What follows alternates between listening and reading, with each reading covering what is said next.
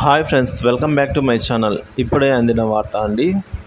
మాజీ మంత్రి ధర్మపురి శ్రీనివాస్ కన్నుమూశారండి.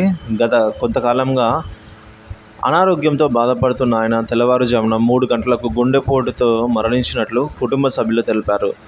శ్రీనివాస్ ఉమ్మడి ఆంధ్రప్రదేశ్ మంత్రిగా, ఎంపీగా, పిసిసి అధ్యక్షుడిగా పనిచేశారు. ప్రస్తుతం ఆయన రెండో కుమారుడు ధర్మపురి అరవింద్ నిజామాబాద్ ఎంపీగా ఉన్నారు.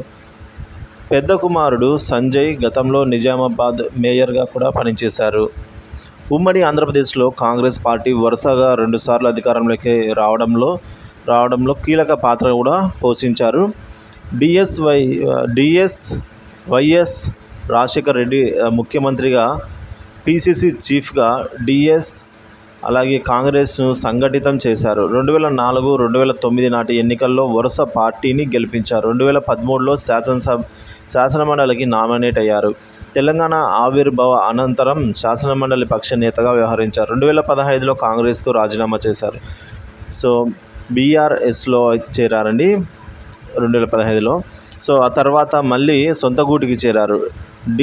రెండో కుమారుడు ధర్మపురి అరవింద్ ప్రస్తుతం నిజామాబాద్ లోక్సభ సభ్యుడు. పెద్ద కుమారుడు సంజయ్ ఇదివరకే నిజామాబాద్ మేయర్గా కూడా పనిచేస్తున్నారు.